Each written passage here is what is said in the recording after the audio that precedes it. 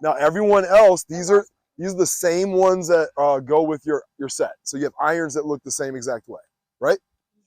And that would not look the same as a traditional iron. What's wrong? What's different with hers? Hers is like mine. It's actually designed. Oh, it's thinner. It's thinner. It's a little bit heavier, and it's designed to do some special things in the sand trap that those clubs don't do. Okay. Now, a couple numbers on here: the 54, the 54, the 54. This one, all of your wedges do have. They are. That's the degrees on the face. Okay. And most you won't have it on there, but because it's a sand wedge, I know it's a 56-degree wedge probably. And most of them will be 54 to 56, a sand wedge. Anywhere from 58 degrees to 60 degrees is considered a lob wedge. This is a 50. And that's a 50. That's considered a gap wedge. It has a little less loft than a sand wedge does, but you can use it around here. And just like Mrs. Miller said, there's some different characteristics to the face of that. And that 50 is the loft, but there's another number there. This 09, right? And then on mine, I have a 10 and an S. The S is for some other reason. We'll talk about that later maybe. But that deals with the bounce on the bottom of the club. This is the thing that the iron set sand wedges won't have. The bounce deals with the level of roundness on the bottom of the club. And why that's so important is with more roundness or more bounce, if I put the bottom of that club on a flat surface, my hand's not flat, the leading edge is off of the ground. That means there's more roundness to the bottom of this club. And the difference is your clubs are really designed with low center of gravity and only designed to go up and be easier to hit. The reason that bounce number is so important, it helps us to get underneath the ball in the sand, the higher that number is.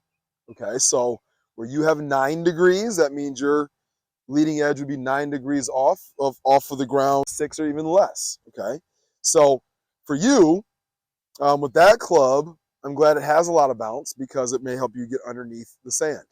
Okay, now that's the big thing with bounce. I like you to have a club with bounce, and I get it. A lot of you play golf, but we do have demos of clubs like this with bounce. They may have steel shafts, but I think it's worth trying because you may feel something different. And we could order you probably a more traditional sand wedge, which may be better to get out of our traps than what your club is. Okay, but you do have the correct loft, and with the correct characteristics, you're probably going to get most of your shots out. So back to the mechanics here. This is our target line right there. And Mrs. Hessler, we were talking about how we don't want to be square like in our full shot train tracks with our body.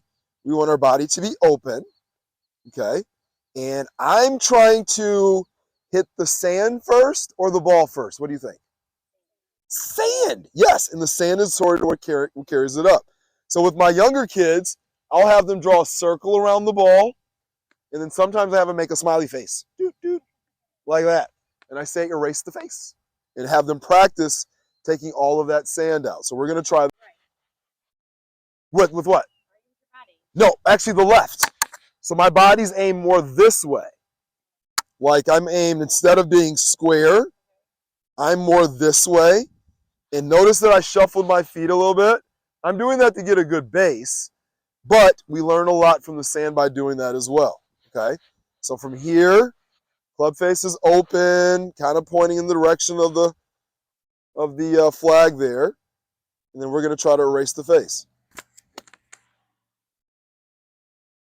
Not bad, right? Now, I didn't take a lot of sand there, did I? I hit the sand first, and it kind of went further. So let's try that again, and I'm going to try to take a little more sand this time. So same thing, we'll shuffle our feet, and we'll squat a little bit. The squatting is because we don't need any of our lower body, really. This is more of an arm kind of a feel, very similar to chip shots and stuff around the green where we don't need a lot of power. So open, club is open, a little more sand. Now you might have noticed something on both of those. There was a sound there, a poof, right? We're going to practice making that sound when we hit the sand. All that is acceleration. And this is one place where, like, we're purposely trying to hit behind the golf ball.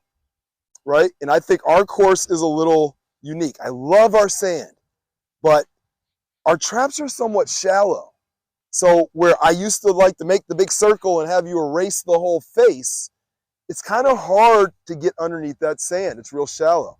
So I think here, the thing that we have to, well, unique to our course, it's fairly normal. I think if you took like 1/3 of the private clubs probably have sand like ours. There's some that probably have a lower grade of sand that's heavier, right? But you sink into it more, and that's why I wanted you to feel it. Go ahead and even shuffle your feet a little. There's not a lot of area there. There's not a lot underneath us. So because of that, we still want to hit behind it, but where I would normally want you to hit like around there, I might say in our traps we want to kind of concentrate on being a little bit closer. Okay? So that's something to think about.